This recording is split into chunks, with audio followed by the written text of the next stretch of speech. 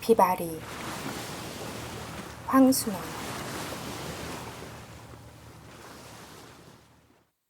바다 위에서 보면 제주도란 그저 하나의 커다란 산으로밖에 보이지 않는다. 배를 타고 저쪽 바다 한 끝에 엷은 보랏빛으로 채색된 윤곽이 하나 얼룩 질라치면 아, 제주도다! 하고 소리들을 지르는 것이지만 기실 그것은 섬이라기보다는 오른쪽에다 큰 봉우리를 두고 왼쪽으로 낮은 봉우리를 연이어 놓은 하나의 크나큰 산이란 느낌밖에 주지 않는 것이다. 제주도란 곧 한라산 그것으로 된 화산도인 것이다. 자연포구나 촌락도 거의 모두가 한라산 기슭이자 바닷가에 붙어있게 마련이다. 그래도 제주만이 산기슭에서 벅이나 떨어진 평지에 있다는 인상을 준다. 그러나 이것도 따지고 보면 한라산 기슭이 이쪽으론 가장 원만스러이 흘러 내려왔다는 것뿐이다. 바로 잔등이 언덕과 고개요. 이 언덕과 고개가 그대로 골짜기를 이루면서 한라산 본봉우리 밑까지 주름 잡혀 있는 것이다. 본봉우리는 웬만한 날에는 대개 머리에다 구름이나 안개를 휘감고 있다. 이만큼 크고 높은 산이면 을에 고를 따라 물이 흐를 법도 하건만 한라산은 달랐다. 제주도에 물이 귀할 수밖에 없다. 흔히 제주도에서 아이들이 대로 엮은 구덕이라는 바구니 속에 허벅이라는 물 항아리를 지고 다니는 걸 본다. 어디서나 물을 보기만 하면 여기 퍼담게 마련인 것이다. 이러한 제주도에서 서귀포만 이외였다.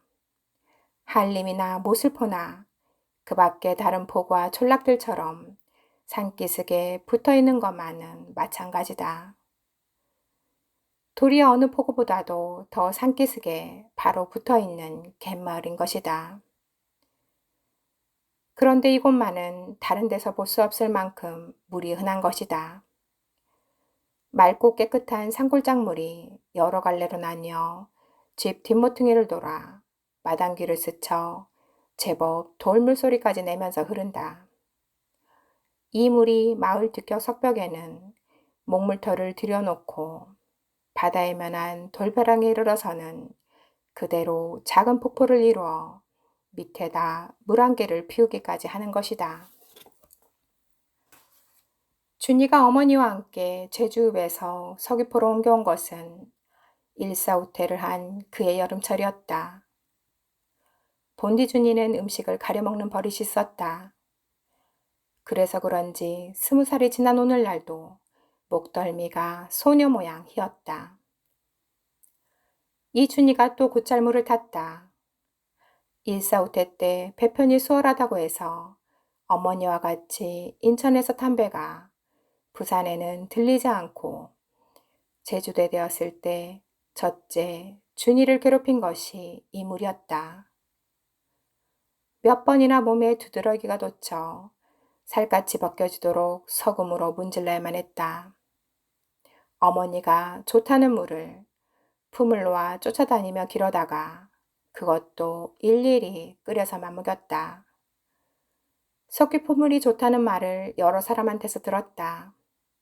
그러나 이제 자기네는 피난 때 트럭으로 먼저 내려간 삼촌의 기별이 있는 대로 곧 육지로 나가야 한다는 생각에 제주읍에서 엉거주춤하고 반년 남짓을 보내고 말았다. 그동안 이리저리 수문해 보았으나 웬일인지 삼촌의 거처조차 알 길이 없었다. 그렇다고 무턱대고 육지로 찾아나가는 수도 없어서 주춤거리다가 우선 준이에게 물이라도 갈아 먹여야겠다고 서귀포로 옮긴 것이었다. 어머니가 누구한텐가 제주도 물에는 철분이 부족해서 꼽추와 절음발이가 많이 생긴다는 말을 듣고는 더 참을 수가 없었던 것이었다. 피난 때 갖고 온 물건 중에서 값 나가는 물건을 골라 팔았다.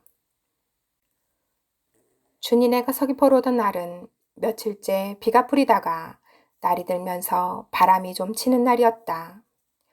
버스에 실려 사슬사건 당시에 쌓아 올렸다는 두 길, 세 길이 넘는 성벽에 둘린 촌락을 지나며 그저께인가도 동제주도 어느 부락에 빨치산이 출몰했다는 소문을 상기해보면서 서귀포에 닿은 것은 거의 낮때가 되어서였다. 말로 듣던 서귀포가 여긴가 싶게 한산한 고장이었다. 오는 길에 버스 찻장으로 내다본 모슬포의 부산스러운 모습은 찾아볼 수가 없었다. 그 어마어마한 성벽도 둘러있지 않았다. 준이는 잠시 어떤 얘기했던 일이 어긋났을 때 느끼는 어리둥절함을 맛보았으나 곧 여기야말로 한동안 쉬어갈 수 있는 곳이란 생각이 들었다. 발밑을 스치는 실개천을 되었을 때 더욱 그랬다. 참으로 오래간만에 대하는 서늘한 물이었다. 며칠 동안 내린 비에도 더럽혀지지 않고 그냥 맑고 깨끗하기만 했다. 발목을 벗어 물에 담그며 지금 약간 나부리를 일으키는 바다 쪽을 내다보았다. 여태 보아온 어느 바닷물보다도 남빛으로 푸르고 맑았다. 무심코 고개를 돌리니 한라산 봉우리에는 바람에 밀려오다 걸린 구름으로 해서 서북 쪽은 흐리고 이쪽 동남쪽은 파란 하늘이 호수 모양 그대로 드러나 있었다.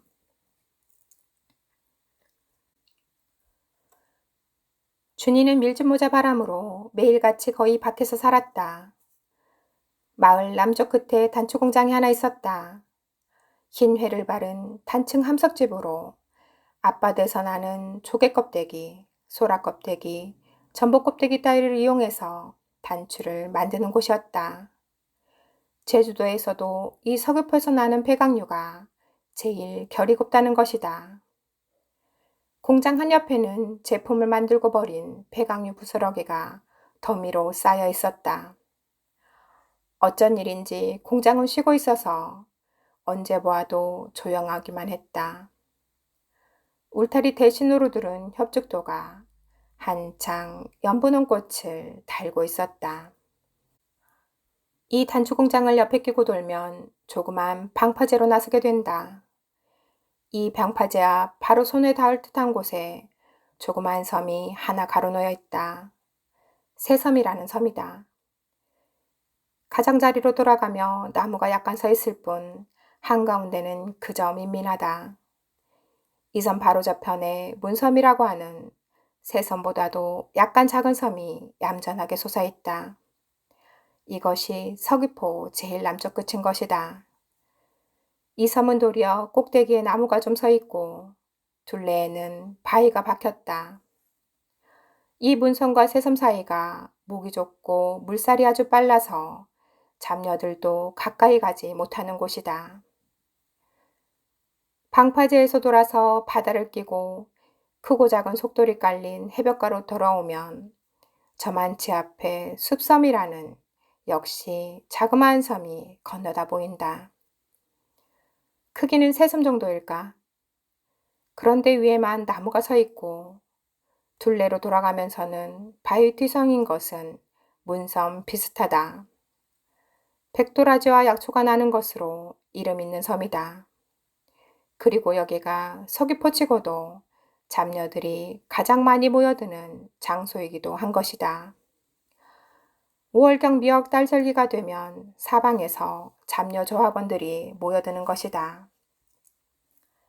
가장 가까운 보복리는 말할 것도 없고 10리 남짓 떨어진 동흥리, 멀리는 20리나 떨어진 법합리에서까지 때를 지어 이 숲성가로 모여드는 것이다. 준이네가 온 때는 마침 농사일이 바쁜 때라 그처럼은 잡녀가 들끓지 않았지만 그래도 매일 7, 8명의 잡녀가 숲성 근방에서 떴다 잠겼다 하는 것이었다. 그 독특한 휘바람 소리 그리고 선도뜨라 불리우는 이들 잡녀가 자맥질할 때 물 밖으로 고추 세우는 두 다리의 모습. 준이는 해변가에 앉아 지금 자맥질에 들어간 잡녀가 나올 위치를 눈으로 점쳐본다. 대개는 점친 위치와는 딴 데서 솟구쳐 나와 휘파람을 부는 것이다. 이번에는 자맥질에 들어간 잡녀가 얼마나 오래 있는가를 재어본다. 자기도 숨쉬기를 멈춘다. 그러나 준이가 참다 못해 세 번째 숨을 쉴 때까지도 올라오지 않는 수도 있었다. 다음으로 준이는 작은 폭포가 떨어지는 곳으로 가서 한참 앉아있기도 한다. 그러다가 더위가 느껴지면 마을 뒷곁에 있는 자구리 목욕터로 가는 것이다. 준이는 이곳 사람들이 자구리 목욕탕이라고 부르는 그 자구리라는 말이 어디서 온 것인지를 모른다. 원래 제주도에 와서 처음 듣는 말이 굉장히 많았다. 어디 갑니까를 어디 감습까? 어디 보낼 것이오를 어디 보낼 거옵까? 좀 앉읍시다를 좀 앉으쿠다 하는 말들은 그래도 짐작이 가는 사투리지만 돼지를 도색이, 닭을 독, 달걀을 독색이, 병아리는 따로 삥아리라는 말이 있다.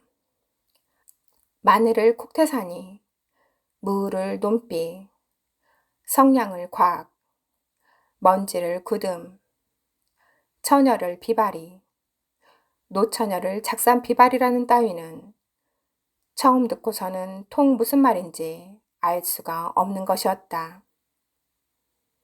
이 자구리 목욕탕만 해도 이곳 사람들이 자구리 목욕탕 하기에 무슨 공동 목욕탕이라도 가지고 그러는 줄 알았더니 마을 뒷곁에 있는 천연 목욕터를 그렇게 부르고 있는 것이었다.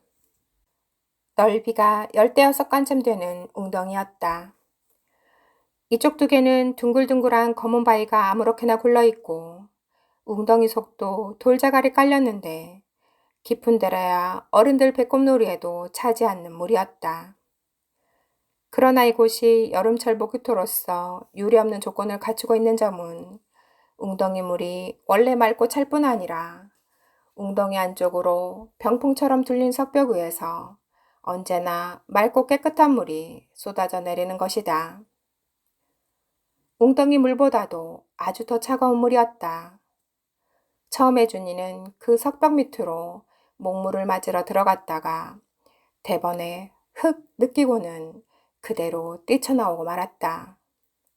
어찌 물이 찬지 뛰쳐나와서도 한참 온몸에 소름이 돋쳐 위아랫니가 떡떡 맞부딪혔다. 그 후에 여러 차례 이를 악물고 들어가 참아보았으나 여태껏 열을 세지 못하고 뛰쳐나오곤 하는 것이다.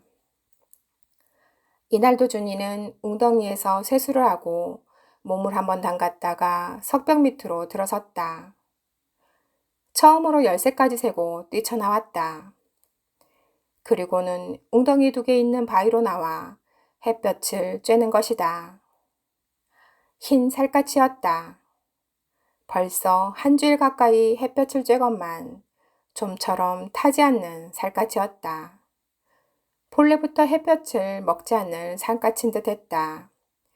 동그스름한 어깨와 잔등이 약간 분홍빛으로 물들었을 뿐 겨드랑이 밑과 허벅다리 안쪽은 그냥 희고 투명한 살결 그대로였다. 준이네가 들어있는 집은 중늙은이 내외가 어린 손자 하나를 데리고 사는 집이었다. 아들은 4.3 사건 때 의용군으로 뽑혀나갔다가 죽었다는 것이었다. 준이 어머니가 윗집 부인한테 들은 말에 의하면 며느리 되는 사람이 유복자를 낳고 애 첫돌이 되자마자 어디를 가 종족을 감춰버렸다는 것이다. 뒤에 들리는 소문이 성산포에 사는 어느 남자와 배가 맞아 거기가 산다는 것이었다. 이런 소문이 있건만 중늙은이 뇌에는 한 번도 며느리를 찾아 나서는 일 없이 젖도 채 안 떨어진 어린 손자를 자기네 손으로 키워온다는 것이었다. 언제나 말이 적은 조용한 데였다.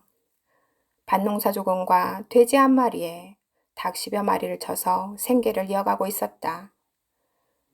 제주도의 풍습대로 장날이 되면 마누라가 그동안 받아두었던 달걀을 채룡 속에 담아가지고 내다 팔았다. 밭농사도 거의 마누라가 짓는 눈치였다. 닭에게 조개 껍데기 같은 것을 빻아준다든가 돼지 우리에 풀을 베어다 들여뜨려주는 일까지 마누라가 도맡아 했다. 영감은 그저 어린 손자나 보는 게 일인 것 같았다. 애를 재울 때는 뜰에 서 있는 멀구슬나무 그늘 밑에 광우리를 내다 놓고 그 속에 어린 것을 눕히고는 대고 흔들어대는 것이다. 생각하기에는 들었던 잠도 깰 듯 싶은데 곧잘 어린 것이 잠이 들어버리곤 했다. 이렇게 한간 영감이라 준이와 같이 낚시질을 시작한 것도 무어 창거리나마 장만해보겠다는 뜻에서가 아니고 그저 심심파적에서 온 것이었다. 밀물이 들어왔다 나간 뒤 해변가에 깔려있는 돌밑을 들치면 육지의 지렁이보다 약간 가늘고 야무진 갯지렁이가 나온다. 그것을 병에 넣어 소금으로 죽여가지고 미끼로 삶는 것이다.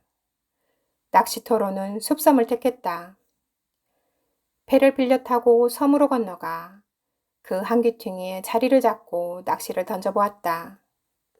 그러나 준이는 처음 해보는 낚시질이니 그만두고라도 쥐지원감도 무던히 낚시질에는 서툴러서 둘이 잡은 고기를 합쳐도 고작 고맹이 새끼나 술맹이 새끼 몇 마리씩밖에 되지 않기가 일쑤였다.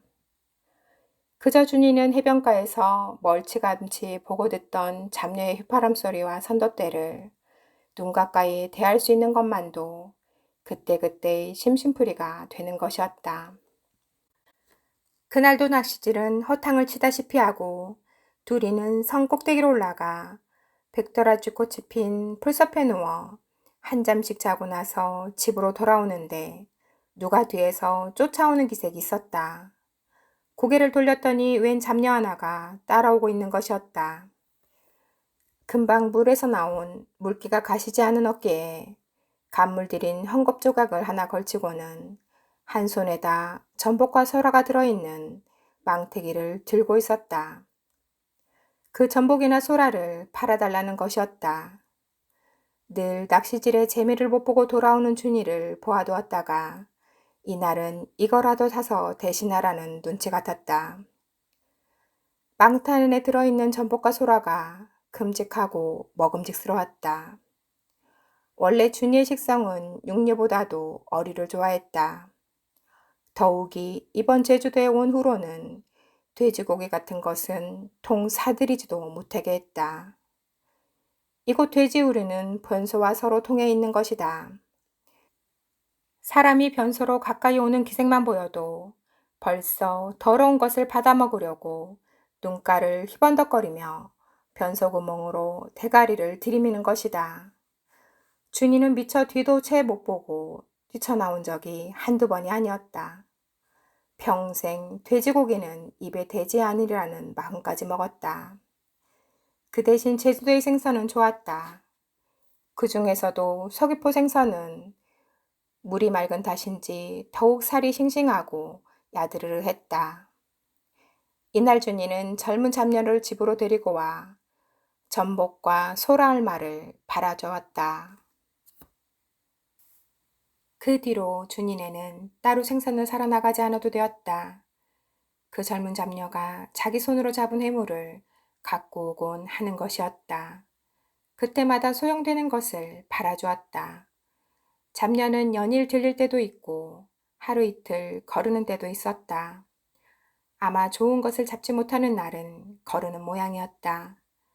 갖고 오는 물건도 전복과 소라뿐만 아니고 북발이라는 생선도 있었다. 농어같이 생겼으나 입이 좀 더 크고 몸에 주홍색 잔점이 얼룩져 있는 생선이었다. 물속에서 작살로 잡는다는 것이었다. 작살로 잡는 것으로 다금발이라는 생선이 또 있었다. 이것도 농어같이 생겼는데 북발이보다 더 입이 크고 등 쪽은 담청색이고 배 쪽은 은백색인 고기였다. 이 다금발이나 북발이는 작살에 맞고도 좀처럼 죽지를 않아 도마 위에 올라서도 벌떡거렸다.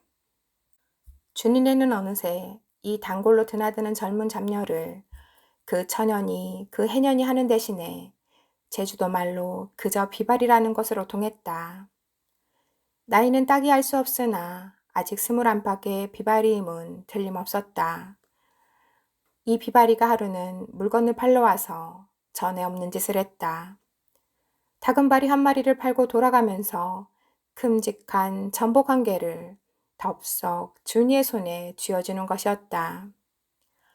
준이는 얼김에 받기는 했으나 받고 나서 이것을 그냥 받아야 오를지 어떨지 망설였다. 그동안 적잖이 물건을 팔아준 게 고마워 덤으로 주는 것이라고 생각할 수도 있었다. 그러나 그런 뜻으로 주는 것이라면 흥정할 때 어머니에게 어여시 내놓았어도 좋을 것이었다. 준이는 새삼스러이 비바리의 나가는 뒷모양을 바라다 보았다. 옹골찬 몸매에 구릿빛으로 윤나는 피부가 새롭게 눈에 스며들었다. 그러면서 공연히 얼굴이 달아오름을 느꼈다. 그 이튿날이었다. 이날도 숲섬으로 건너가 물리지 않는 낚시를 들여놓고 있느라니까 오래간만에 찌가 쑥 물속으로 들어가는 것이었다. 준이가 한눈판을 하고 미처 보지 못한 것을 주인집 영감이 보고 알려주었다. 낚싯대를 잡는 순간 벌써 인간이 큰 것이 몰렸다는 걸 알 수 있었다. 낚싯대가 마구 휘었다. 주인집 영감이 달려와 맞잡아 주었다. 둘이서 조심조심 끌어올렸다. 그러나 낚시에 물린 것이 얼핏 물 밖으로 나타나는 것을 본 준이는 그만 낚싯대를 내던지면서 뒤로 털썩 주저앉아 버리고 말았다. 사람의 머리인 것이다. 그러나 자세히 보니 그것은 죽은 사람의 머리통이 아니오 산 사람의 것이었다. 머리 다음에 동체가 드러나고 그 다음에 둑으로 올라서기까지 하는 것이었다. 잡녀였다. 잡녀 중에도 다른 사람 아닌 비발인 것이었다. 입에 낚시를 물고 있었다. 입술새로 피가 번져 나왔다. 비바리는 옆에 누가 있다는 것은 아랑곳 않는 듯이 준이만을 바라보았다. 검은 속눈썹 속에 역시 검은 눈이 흐리지도 빛나지도 않고 있었다.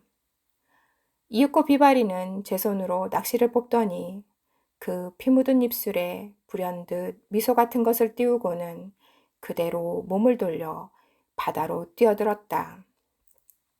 그리고는 맵씻는 선두대를 보이면서 물속으로 사라져버렸다. 준이는 어리둥절했다. 사람이 낚시에 걸려 나오는 것을 보고 놀라기도 했지만 비바리가 이쪽의 실수를 나무라듯 바라보는 동안은 온몸을 옹송거리고 있을 밖에 없었다. 그러다 비바리가 피 묻은 입술에 미소 같은 것을 띄우고 돌아서는 것을 보고야 자기 낚시가 실수를 해서 잘못 입술을 깬 것이 아니고 비바리 편에서 장난을 치느라고 자기 낚시를 와 물었다는 걸 알 수 있었다. 절로 얼굴이 달아오름을 느꼈다. 그러면서 바다로 눈을 주었을 때는 이미 비바리가 저쪽 잡녀들이 떠있는 가까이에 솟구쳐 오르며 휘파람을 부는 소리가 수면을 타고 건너왔다. 주인집 영감이 낚시를 거둬 챙겼다. 비바리의 소행이 괘씸하다는 적이 일그러진 얼굴빛이었다. 준이도 따라 낚싯대를 거두었다. 그러나 웬일인지 비바리의 소행이 믿게만 여겨지지는 않았다. 좀 전에 낚시를 물고 반나체에 젖은 몸으로 자기 앞에 나타났다가 도로 물로 뛰어들어간 비바리가 하나의 크나큰 생선 모양 생각되기도 하는 것이었다. 그리고 그것은 비록 다시 물로 뛰어들어갔다곤 하더라도 잡았던 고기를 놓쳐버린 뒤의 심정이 아니오. 이제 물린 고기를 들어올릴 때에 가슴 두근거려지는 그런 느낌이었다. 이날 집으로 돌아오는 길에 준이는 주인집 영감한테서 비바리에 대한 놀랍고도 무서운 이야기 하나를 들었다. 좀 전에 비바리 행동이 그처럼 괘씸했던지 본시 말수가 적던 영감이 배에 오르자 준이에게 해준 이야기였다. 비바리가 자기 오빠를 죽인 여자라는 것이다. 비바리네는 원래부터 서귀포에서 동쪽으로 한 오리가량 떨어져 있는 벌봉리라는 곳에 살았다. 4.3 사건 때였다. 어쩐 일인지 오빠가 빨치산에 끼어 산으로 올라가고 말았다. 토벌전이 전개되었다. 올케가 어린 자식들을 남기고 누구의 손인지 모르게 죽임을 당하여 한라산 기슭에서 발견된 것도 이 무렵이었다. 토벌전도 거의 다 끝나 이제 산속에 남은 잔당이 30몇초로 3개쯤 된 어느 날 밤이었다. 오빠가 산에서 내려왔다. 비바리가 그 오빠를 죽인 것이다. 잠깐 뒷간에 다녀 나온 오빠를 그가 갖고 온 장총으로 쏘아 죽인 것이다. 비바리가 이렇게 자기 오빠를 죽인 것은 어린 자식들 달린 올케를 죽게 하고 집안 꼴을 그르쳐 놓은 게 분해서 한 짓일 거라고도 했다. 이야기 끝에 주인집 영감은 한마디 덧붙였다. 한때 사람들은 비바리 한 짓을 겉으로는 장한 일을 했다고 하면서도 내심으로는 꺼려서 동 상대도 안 했다는 것이었다. 준이는 알 수 있었다. 주인집 내외가 그렇게 자주 집에 드나들 것만 이 비바리와는 인사말 한마디 건네는 법 없고 아까 비바리가 낚시에 장난을 쳤을 때만 해도 그처럼 성미가 온유한 이 영감이 잠옷 괘씸에 못 견디겠다는 얼굴빛을 한 것도 실은 그 때문일 것이었다. 주인집 영감의 얘기를 다 듣고 난 준이는 문득 까닭도 없이 그 작살에 맞아 피멍이 들고도 오히려 펄떡이는 북발이나 다금발의 모습이 눈앞에 떠오름을 어찌할 수가 없었다. 하루는 낮이 좀 기울어 자구리 목욕터에서 미역을 감고 내려오다가 비바리와 마주쳤다. 우연히 마주쳤다는 이보다는 비바리가 거기서 기다리고 있었음이 분명했다. 이날은 일찍 집으로 돌아가는 길인 듯 팔굽과 무릎이 드러나는 간물 들인 무명 고의적 쌈을 걸치고 한 손에다는 둔박이며 망태기 같은 바다에서 쓰는 도구를 들고 한 자리에서 선 채 이쪽을 바라보고 있는 것이었다. 언제나처럼 검은 속눈썹 속에 흐리지도 빛나지도 않는 눈 그대로였다. 준이는 아는 체를 해야 할 것이라고 생각했다. 그러나 그만 저편의 시선을 피하면서 그냥 그 곁을 지나쳐버리고 말았다. 저쪽에서 자기를 기다리고 있는 눈치인 바에는 먼저 저쪽에서 무슨 말이고 붙이거든 이쪽에서 대꾸를 하리라는 생각이 버뜩 지나간 것이다. 비바리는 길을 비키는 법도 없이 한 곳에 선 채 아무 말도 없었다. 준이는 걸음을 제게 놀렸다. 그러면서 자기는 자기 집 영감한테 비바리가 제 오빠를 죽인 여자라는 말을 듣고 나서부터 그네를 무서워하는 게 아니냐는 생각을 해보았다. 그렇지는 않다고 마음 한구석에서 대답했다. 집에 돌아오니 어머니가 전복회를 앞에 가져다 놓으며 좀 전에 비바리가 와서 널 찾는 눈치더라고 하면서 내가 있었으면 또 무엇을 하나 주고 가려고 그랬는지 하고 웃는 것이었다. 어머니는 서귀포에 온 뒤로 아들의 건강이 좋아진 것이 기뻐 못 견디겠는 것이다. 그러나 준이는 이 어머니의 우스갯말은 우스갯말대로 좀 전에 자기가 그처럼 멋없이 비바리를 대할 필요는 무엇이었는가 하는 생각에 절로 얼굴이 달아올랐다. 그런지 2, 3일 뒤였다. 본시 제주대 기온이란 아무리 여름철 더운 고비라 하더라도 해가 기울기 시작하면 바다에서 시원한 기운이 풍겨와 새벽녘 같은 때는 육지의 가을 맞잡이 되는 냉기가 몸에 스며들기도 하는 것이다. 그런데 이날만은 저녁때가 다 되었는데도 더위가 가시지를 않아 느지막하게 자구리 목욕터로 올라갔다.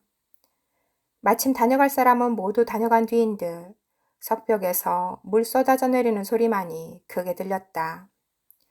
이제 저녁들이 끝나고 날이 어스레해지면 여인패가 이곳을 차지하게 되는 것이다. 준이는 늘 하던 대로 웅덩이로 들어가 낯을 씻고 물속에 몸을 담가 땀을 밀어낸 후 석벽 밑으로 들어섰다. 이날도 열몇 바퀴 세지 못하고 나오고 말았다. 나오다 웬 사람이 웅덩이로 뛰어들게 쳐다봤더니 바로 비발이었다. 뜻밖의 일에 놀라 얼른 하체부터 물속에 가리고 앉은 걸음을 치는데 비바리는 웅덩이에 몸을 담그는 법도 없이 다짜고짜 석벽 밑으로 들어서는 것이었다. 그 틈을 타서 준이는 둑으로 올라와 옷을 꿰입었다. 노트의 단추를 채우며 언뜻 돌아다 보니 아래와 젖가슴만 가려운 몸으로 그냥 쏟아져 내리는 물속에 서 있는 것이다. 준이는 저도 모르게 하나둘을 세었다. 20까지 세고는 그만 자기 편에서 온몸에 한기가 끼얹혀져 그만두었다. 동글동글한 바위 틈을 지나 새끼를 내려오느라니까 어느새 뒤따라왔는지 비바리가 젖은 머리를 쥐어짜면서 곁으로 오더니 불쑥 귤나무 구경하러 안 가겠냐는 것이다. 자기네 마을에 귤나무가 많다는 것이다. 준이는 제주도에 유명한 이 귤나무를 아직 제주읍에서나 서귀포에서 보지 못한 것이었다.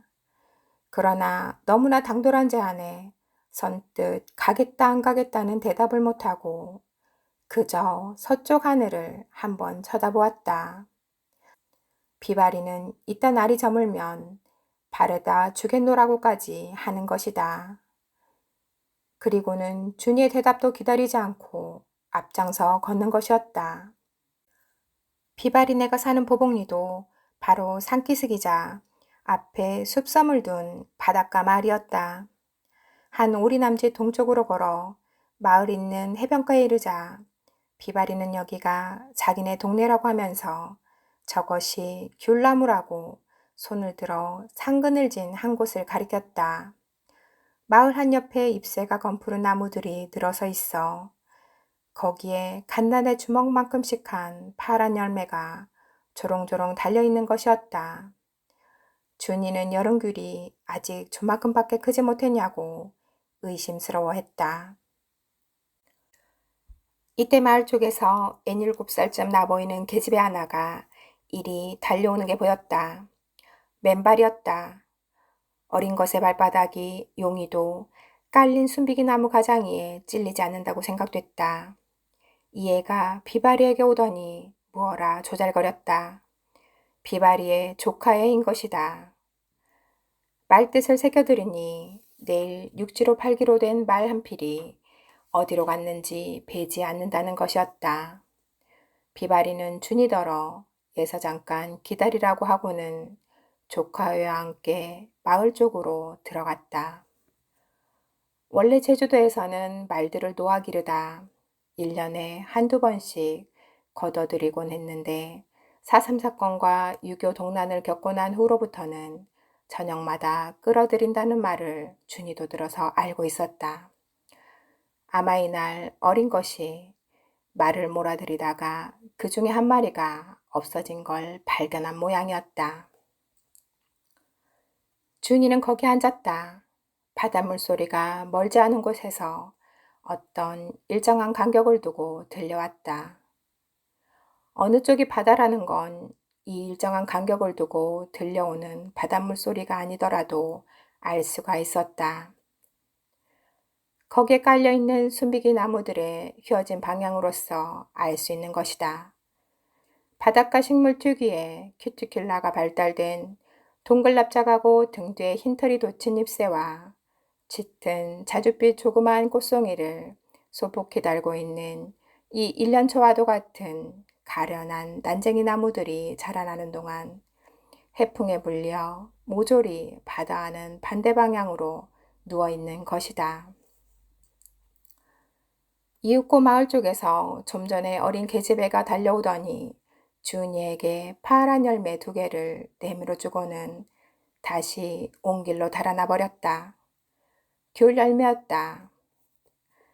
한 주 만에 들고도 모자라는 작은 열매였으나 솜털이 나 있는 거죽이 도들도들한 게 그래도 귤 모양을 하고 있었다. 준이는 양손에 1개씩을 쥐고 번갈아 가며 코에다 대고 냄새를 맡고 바닷물 소리를 듣고 하는 동안에 어느덧 땅거미지기 시작한 주위가 어스레해졌다. 이따금 마을 쪽에 어른거리던 사람들의 그림자와 집과 귤나무들이 차차 어스름 속에 자취를 감추어 버리고 말았다. 뒤이어 바다와 물도 서로서로 한 빛으로 이어졌다. 거기에 초닷새 가는 달이 떴다. 사뭇 먼 달이었다. 마을 쪽 어스름 속에서 인기척 소리가 들렸다. 처음에 준이는 여러 사람이 이리 몰려오는 줄만 알았다. 그러나 초닷새 달빛 속에 나타난 것은 비바리와 2필의 말이었다. 비바리는 준이 있는 데로 오더니 데리고 온 한쪽 말의 목을 쓰다듬어 주며 너는 내일 육지로 팔려간다. 하고는 다른 한쪽 말 뒤로 끌어다 세우는 것이었다. 그쪽 말은 어스름 속에서도 몸에 흰 점이 보이는 얼룩말이었다. 준이는 비바리가 무슨 생각으로 말을 끌고 왔는지 알아차릴 수가 없었다. 뒤로 간 말이 벼랑간 코를 불며 번쩍 앞굽을 들어 앞말의 뒤를 덮쳤다. 준이는 이 갑작스런 광경에 흠칫했다. 초닷새 으스름 달빛 속에서 커다란 2 몸뚱어리가 한 덩어리가 된 것이다.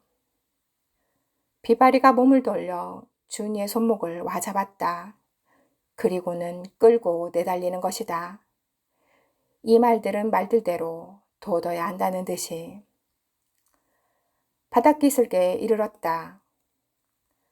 거기서 비바리는 몸에 걸친 것을 홀랑 벗어던지더니 바다로 뛰어들었다. 그리고는 준이더러도 어서 들어오라는 것이다. 준이는 얼굴만 화끈거릴 뿐 어인 영문인지를 몰라 주춤거렸다. 비바리가 바다에서 올라왔다. 준이에게 다가오더니 대뜸 노타이 앞서풀 좌우로 잡아헤치면서 옷을 벗기는 것이다. 노타이 단추가 뚝뚝 뜯어져 나갔다. 양손에서 귤알이 떨어졌다. 어스름 속에 준이의 힘얼건 육체가 드러났다. 비바리의 손길이 탐내듯이 준이의 몸을 돌아가며 어루만지기 시작했다. 준이는 그만 몸을 빼야 한다고 생각하면서도 아지 못할 힘에 이끌려 그냥 내맡기고 있었다. 점점 비바리의 손에 힘이 주어지며 입가에 어떤 미소 같은 게 지어졌다고 생각되는 순간 뜨거운 입김이 준이의 목질기를 와 물었다. 그리고 뿌듯한 어떤 무게에 가슴을 눌리면서 그 무게와 함께 나둥그러졌다. 순비기 나무 가장이가 몸에 찔렸으나 아픈 줄을 몰랐다. 먼 조각달이 한번 휘뚝하고 눈앞에까지 다가왔다가 도로 제자리로 올라갔다. 이 초대서 딸이 밤마다 커서 둥글게 찼다가 다시 이울어 조각달이 될 때까지 준이는 매일 밤 이곳에서 비바리를 만났다. 그문께 가까운 어느 날 밤 비바리를 만나고 돌아온 준이는 그대로 자리에 눕고 말았다. 미열이 나고 팔다리에 뼈마디가 쑤셔서 기동을 할 수가 없는 것이었다. 당황한 것은 어머니였다. 서귀포로와 물을 갈아먹은 후부터는 아들의 몸에 두드러기도 내돋지 않고 몸도 충실해져 여간 기꺼이 여기지 않던 차에 그만 덜컥 자리에 눕게 된 것이었다. 어머니는 그동안 아들이 밤마다 어디 무엇하러 간다는 걸 짐작은 하고 있었다. 그러나 그것을 발설하여 아들을 타이르지는 못했다. 아들의 비위를 조금이라도 거슬릴까 저어한 것이다. 언제나 그랬다. 어려서 준이는 무척 오징어를 좋아했다. 잘 때에도 머리맡에다 오징어 한두 마리를 놓고야 잠이 들었다. 한 번은 이것이 얹혀서 까무러친 일까지 있었다. 의사의 말이 아예 다시는 오징어를 집에 들이지 말라고 했다. 그러나 준이가 조를 낮추면 어머니는 우는 낯을 하면서도 그것을 치마폭 밑에 사들고 오게 마련이었다. 이런 어머니라 이번에 준이가 자리에 눕게 됐어도 아들 보고는 아무 말 못했으나 그 안갚음을 비바리에게 했다. 다른 데서 생선을 사들이고 동 비바리의 물건은 팔아주지 않는 것이다. 너무 한 사람 물건만 팔아주었더니 그것을 기화로 요새는 아주 좋지 않은 것을 가져다 떠맡긴다는 것이다. 물론 생트집이었다. 이런 어머니의 입에서는 어느새 비바리라는 말까지도 사라져버렸다. 비바리는 그래도 전과 다름없이 준이네를 들렸다. 그날 잡은 전복이니 소라니 북발이니 하는 것들을 들고 왔다. 와서는 흥정이 안 된 채 방 안에 누워있는 준이를 먼 발치로 바라보고 돌아가는 것이었다. 언제나처럼 흐리지도 빛나지도 않은 그런 눈이었다. 준이는 준이대로 처음에 미열이 나고 팔다리가 쑤시는 동안은 아무 생각도 없었다. 그동안의 자기 생활이 남의 일 같기만 생각됐다. 거의 날마다 드나드는 비바리를 거들떠볼 마음도 나지 않았다. 그러나 어머니가 제주까지 가서 지어온 약을 먹고 몸 조섭을 하는 동안 차차 미열도 떨어지고 몸의 피로도 풀리게 되자 지난날 비바리의 관계가 무슨 향수나처럼 다시 가슴 한가운데 자리 잡는 것을 어쩔 수가 없었다. 하루는 비바리가 갖고 온 북바리 한 마리를 사게 했다. 어머니는 마음이 내키지 않았으나 아들의 정이라 거역치를 못했다. 준이는 바닷물을 떠오라고 했다. 그리고는 거기다 북바리를 넣는 것이었다. 등허리에 작사를 맞아 피멍이 든 채로 북바리는 아가리를 뻐끔거리고 지느러미와 꼬리를 활발히 내저었다. 용하다고 생각했다. 그러나 잠시 후에 북바리는 제 몸을 가누지 못하고 한 옆으로 기울어졌다. 애써 몸을 바로잡았다. 그러나 곧 다시 한 옆으로 기울어지고 말았다. 시간이 갈수록 그 기울어지는 각도가 더해갔다. 준이는 그만 어머니를 시켜 북바리가 든 버치를 밖으로 나가게 했다. 이날 저녁 준이는 그 고기를 먹지 않았다.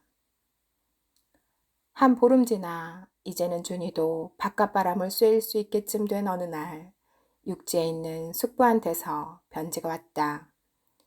준이네가 서귀포로 오기 전 제주읍에 있을 때 알만한 사람이 육지로 나갈 적마다 숙부의 거처를 수소문해달라고 부탁을 해두곤 했던 것이 지금에야 연락이 닿은 것이었다.